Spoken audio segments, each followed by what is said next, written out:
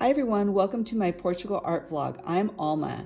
This week I went to Oeiras. It's a seaside town about 20 minutes from Lisbon in search of a saltwater pool that looked beautiful to me online. And it certainly was. And I tell you, I missed it, the opening date, by 2 days. It's closed for the season, unfortunately.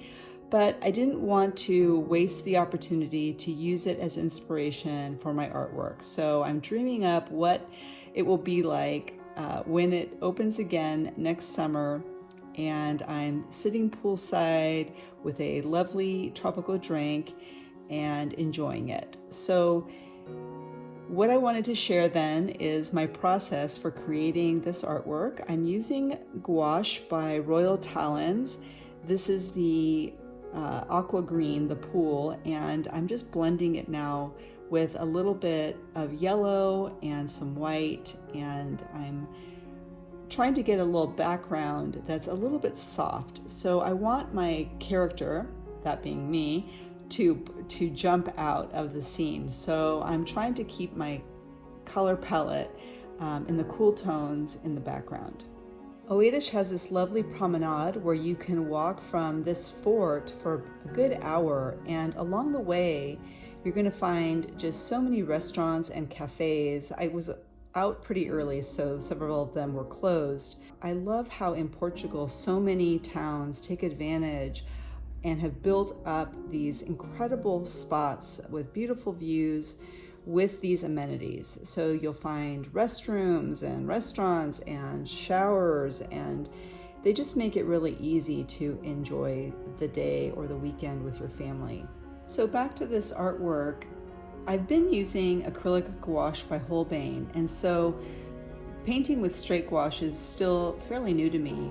And I am learning, its properties, one being that it's water soluble. So what that means is when it's wet, it can easily mix with the colors underneath. And so the goal, I think, is to make the gouache more opaque. But the thing is, I really like the transparency of things. I like the when the paint does kind of get a little bit messy. I think that's just from my mixed media background. I like all those different colors coming through.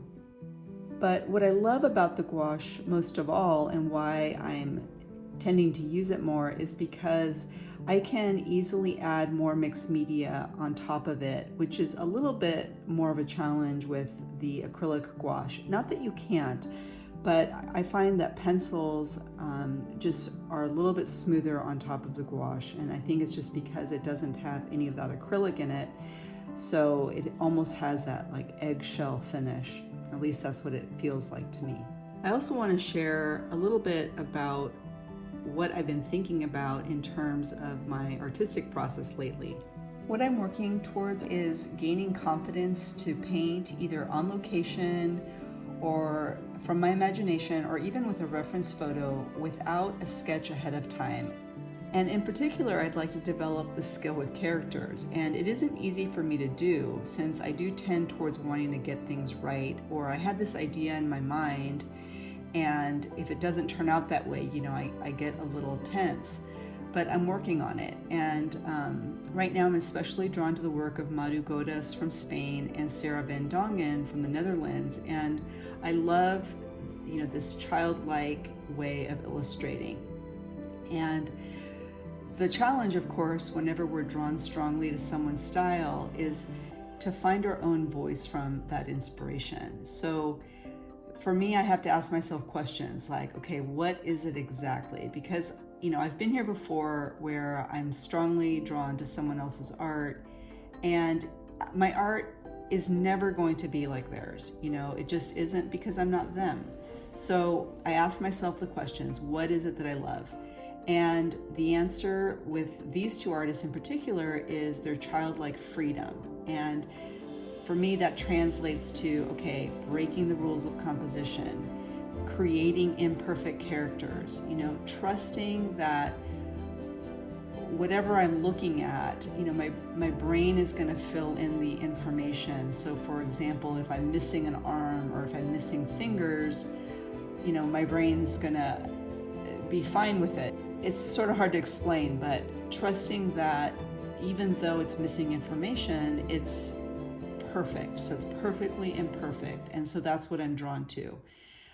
What else? I'm definitely drawn to the joy and idealism in the story of their illustrations. And so that's something that it's definitely in my wheelhouse. I love that. So I think it's just deepening my own stories, you know, in what I'm creating. So with all of these observations in my awareness, I have to remind myself then of the most important thing, which is being in that place of relaxation and peace and joy that painting brings me, that creating brings me. And accepting, okay, my art's not going to be like theirs, it's going to be like me, and falling in love with it, you know.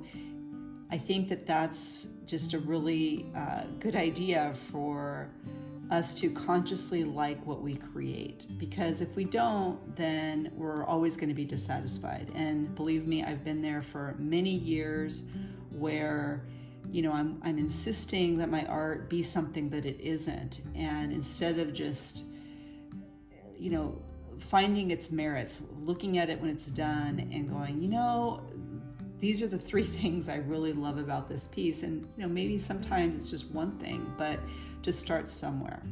So anyway, that's my little piece of wisdom for the day. Love what you make.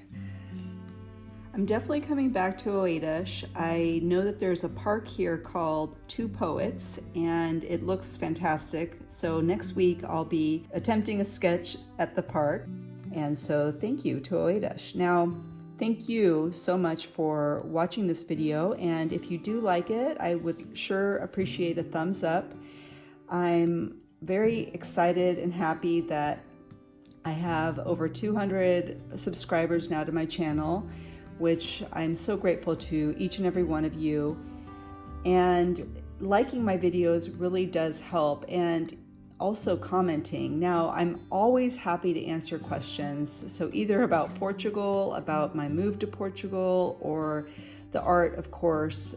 These are my favorite questions. If I can help you on your creative journey in any way, I'm more than happy to do that if I can. So comments and thumbs up, all these things tell YouTube that my videos are worth watching. And so that is how you would help me as I'm trying really hard to develop this channel. So I really want to create something that people want to visit. So if you have any pointers for me, I'd really appreciate those as well. So as the video wraps up, I'm just going to let the music play. Thank you again, everybody. I hope you all have a fantastic week. Happy creating.